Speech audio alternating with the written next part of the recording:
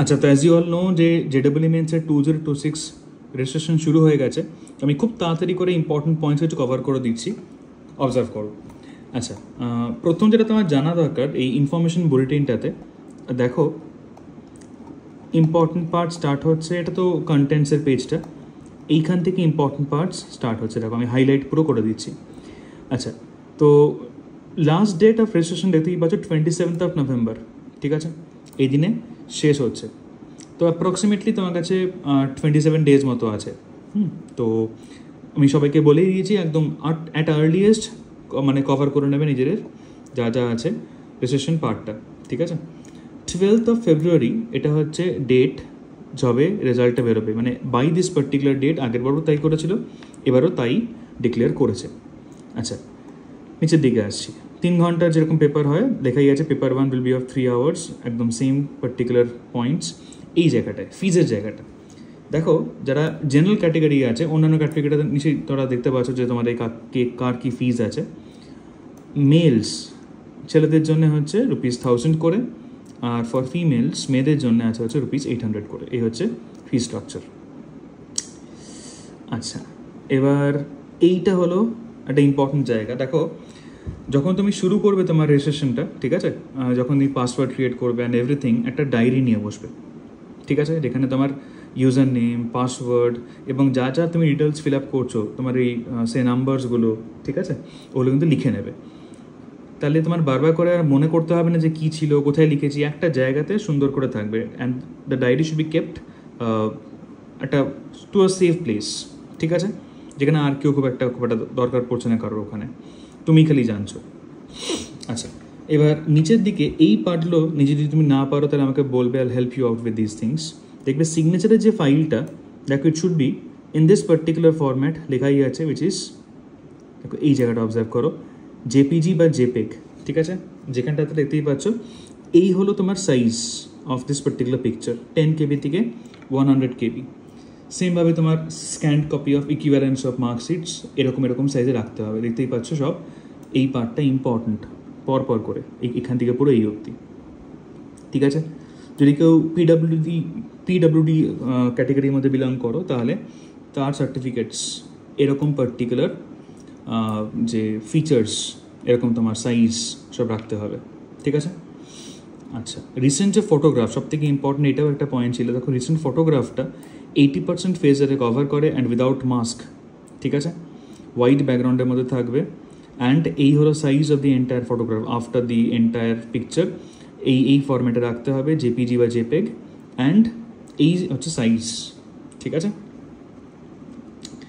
আচ্ছা, তারপরে নিচের দিকে চলে এসো। এগুলো তো ইম্পর্টেন্ট, তোমরা নোট দেখে নিতে পারছো।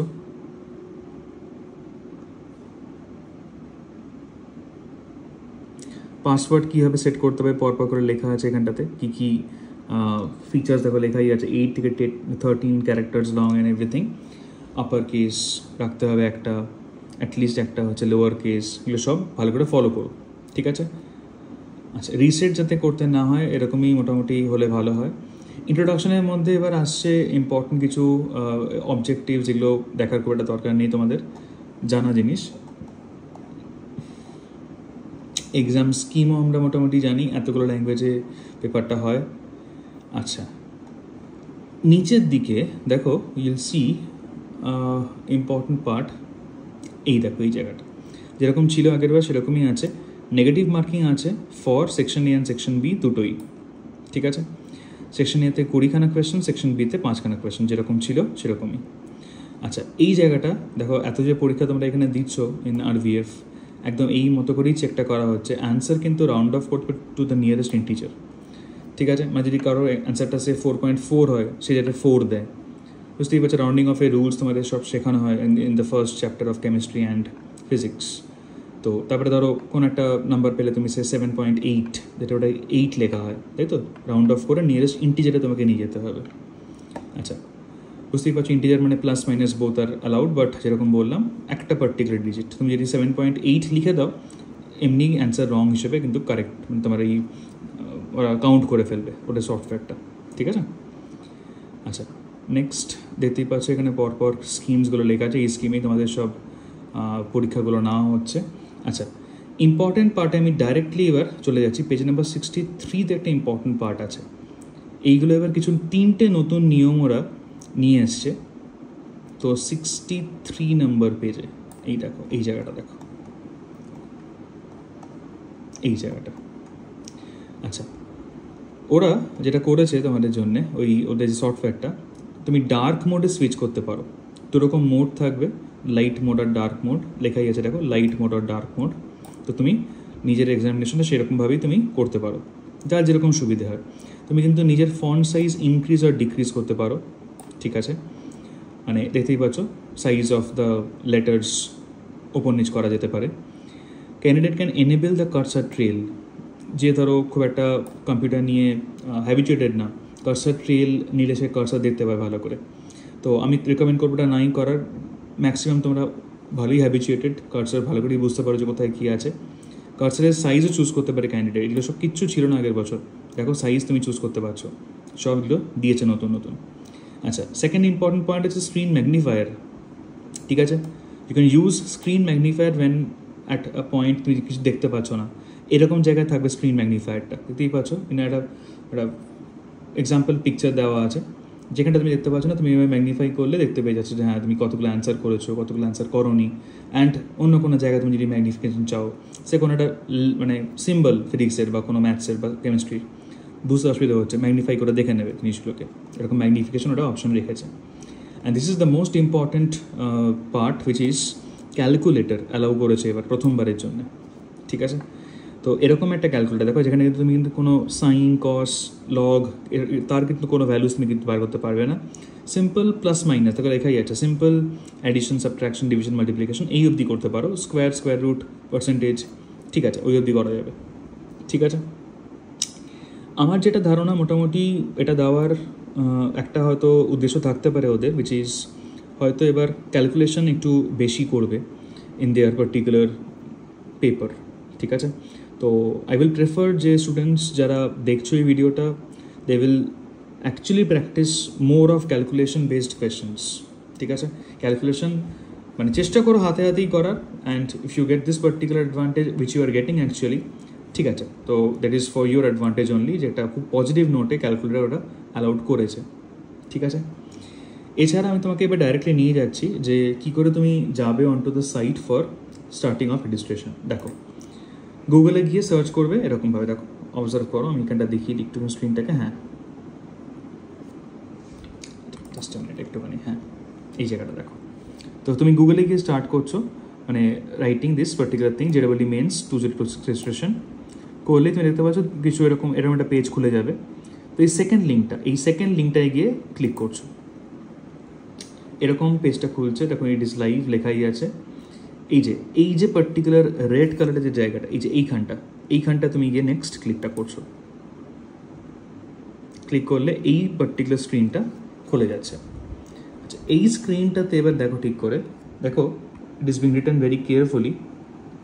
এক সেকেন্ড দাঁড়ো, হ্যাঁ এবার দেখো, তো খুব ভালো করে লেখা আছে এখানটাতে। দেখো স্টেপস ফর অ্যাপ্লাইং অনলাইন, একটু সিম্পল জিনিসগুলো পড়ে নেবে। এইটাই তোমার সেই ইনফরমেশন বুলেটিন যেটা আমি ডাউনলোড করে তোমাদেরকে দেখাচ্ছিলাম, ঠিক আছে? নিজের সিটিগুলো দেখতে চাইলে দেখতে পারো এখানটাতে। অ্যান্ড দেখো, you have to click on this particular thing, new registration, তাই তো? তুমি তো প্রথম একদম, তো register yourself for the above mentioned examination বলে তুমি শুরু করছো, নিউ রেজিস্ট্রেশন ক্লিক মারছো।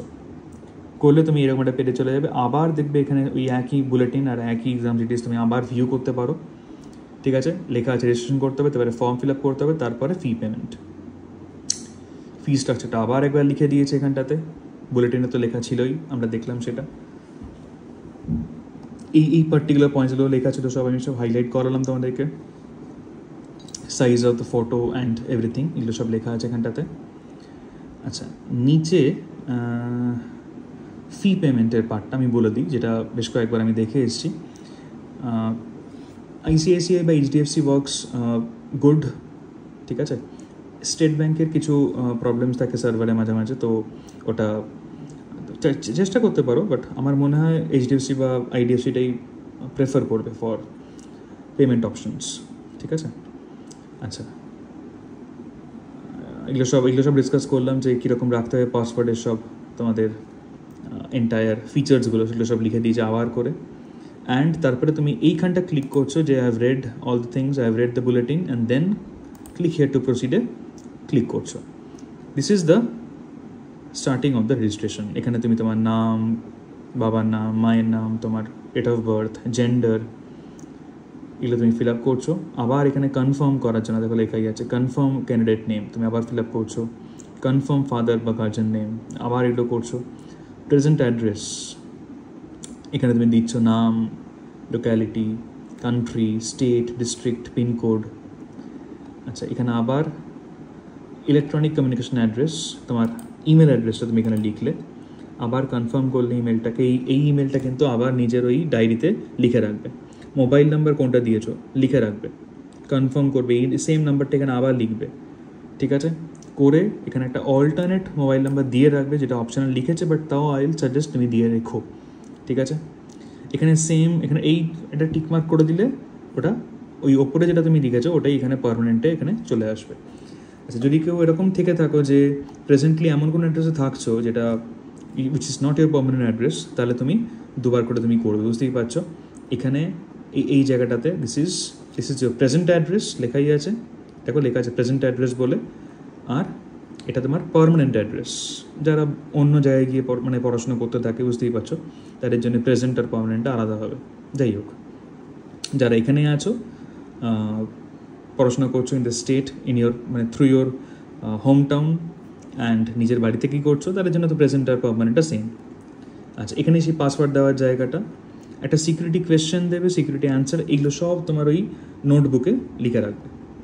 ক্যাপচাটা এখানে দেবে, দিয়ে সাবমিট করবে, ঠিক আছে? আমি আর সেগুলো ফিল আপ করে দেখালাম না, বাট আমি first page of the important পার্টটা অফ দি ডিসকাশন করে দিলাম তোমাদের জন্য, ঠিক আছে?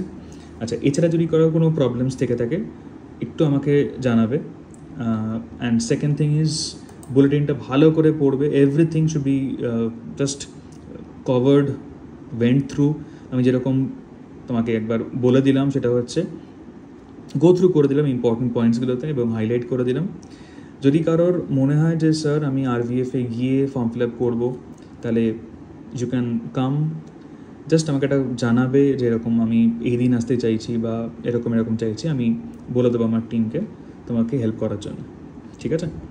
আগেও করে এসেছি, তোমাকে এবারও আমি সেটা অ্যাভেলেবেল করিয়ে দেবো, অসুবিধা নেই কোনো, ঠিক আছে? চলো, সো ঠিক করে রেজিস্ট্রেশন করে নেবে এবং এক্সাম ঠিক মতো করে দিও, যেরকম RVF আমি এক্সামস নিচ্ছি। এভরিওয়ান যারা ভিডিও দেখছো, ভেরি ইম্পর্টেন্ট টু প্র্যাকটিস, ঠিক আছে? কারণ এতগুলো নতুন নতুন নিয়ম সব এসছে। খুব রিসেন্টলি আমি অনলাইন এক্সামসও স্টার্ট করিয়ে দিচ্ছি সবাই, তাহলে অনলাইন পোর্টালটাও খুব ভালো রকমভাবে তোমরা হ্যাবিচুয়েটেড হয়ে যাবে, ঠিক আছে? চলো, অল দ্য ভেরি বেস্ট। আমি এই অবধি রাখছি যে ভিডিওটা। Thank you.